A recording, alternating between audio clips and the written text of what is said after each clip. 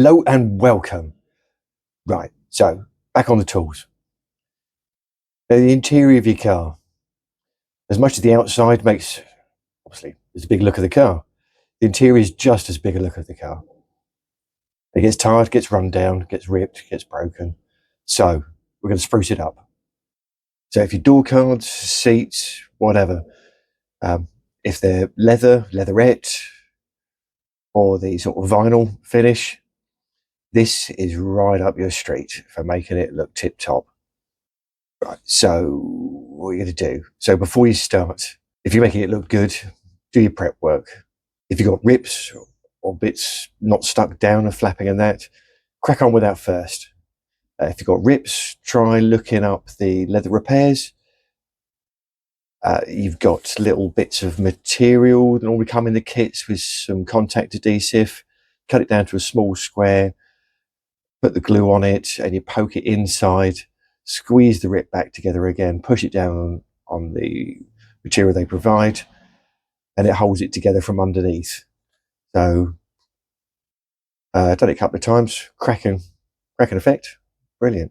If you've got any flaps or that for the undersides, take your door cards off. You have to take your door cards off anyway to do this. Get the Evo stick, contact adhesive again, make sure it's stuck down. Then you're ready to crack on. So, start off with, once you've repaired it all, we need to prep it. Always important prep. So, links for all this stuff will be down in the description. So, I was using Repair Wizard. So, buy all the different bits individually. So, we've got the Repair Wizard leather prep, like that. Okay, so it's a strong solvent to remove leather finishes. So I said it would do the other types of materials. My seat was sort of a leatherette kind of thing. So it just takes the glaze off the top. And that's what you want. You want that glaze off the top. Just like if you're doing your sanding prep and that for a quick little touch up, you need to get the shine off. So, yeah, the prep. Yeah, trusty household sponge. Use the green side of it.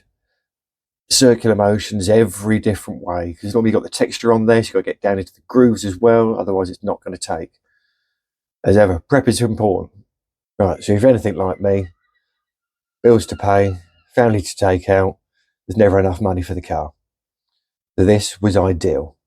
I managed to swap my velour seat for a freshly upholstered seat, so I didn't have too much grime to wash off. Of course, if it's an old seat, give it a good wash down with soapy water first, then on with the leather prep stuff. I was lucky enough to get a relatively new upholstered seat, so I didn't have to do too much of that. But it was blue. It's got a nice blue, but most of the interior of mine's already black. So getting hold of a black colour, nice and easy. Lots of dyes available. I'll show you that later on. So let's get on with it. Okay, as you might be able to see here, the shine from the leatherette is now gone. So it's like that dull finish. We had a few bits lifting, despite this being freshly done. Out came the Evo stick, stuck them down. Right, so I cleaned down, and my solvent prep's been scrubbed all over this. We did that twice, let it dry off, then did it again.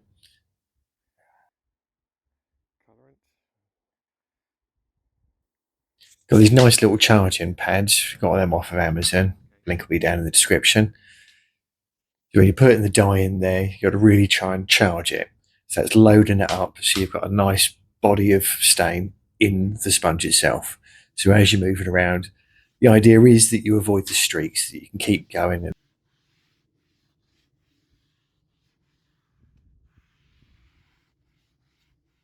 Right, first coat on. Use the hairdryer on it. First coat's always going to be a bit patchy, but this is quite patchy. I'd almost say that I didn't prep it quite thoroughly enough. When you're hairdrying it off, really do pay close attention to the, if you've got piping, you're going to have to over apply it to get right in there, even with that sponge. probably try doing your scour and solvent twice, and then leave it 24 hours so it can dry out. I only did it once. I thought I did quite a good job, but then don't we always? Anyway, there's the other side. Oh, and try to use a clean table and don't get dirt stuck on it.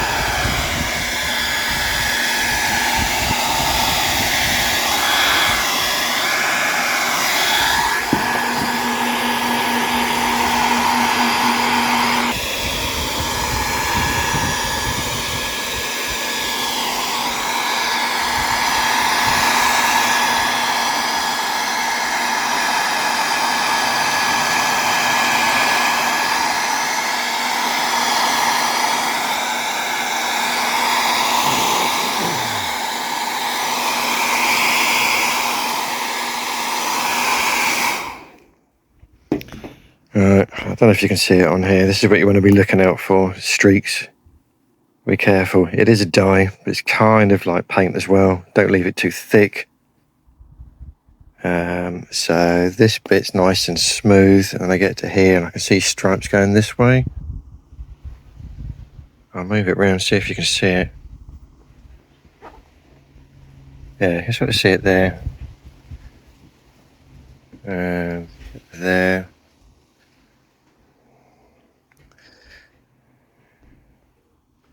Just be mindful when you're putting it on, you're loading it up nice and even. I should get that out in the next coat.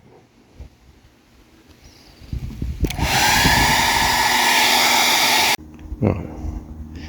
There we go. Had a couple of extra goes over some stitching which wasn't taking the dye. Tried to even out some patches. I'm quite happy with that. But yeah, there's sort of similarity between paint and dye. It does cross over. Try to keep your pad fully charged, so pretty much all over it, so you can keep it going in a constant wide wet. Try to keep it wet all the time, like a layer of paint. It stops the stripes coming in. Okay, let that tack off, get the backrest out, do that, then we'll put the final finish on to protect it. If you're trying to repair a seat, definitely go for it. Start off on the underside, get used to it. If you're doing this where you've got an immaculate covering, maybe find yourself something from the scrappy first. But this isn't leather, this is leatherette, so it'll work on the door cars with that. You just need to get that glaze off with the prep stuff. So with the top coat applied in exactly the same way as the stain, just look at that. Now that's a result. Really lifted the interior, brought it together now. I can stop being mocked for having a chocolate brown back seat.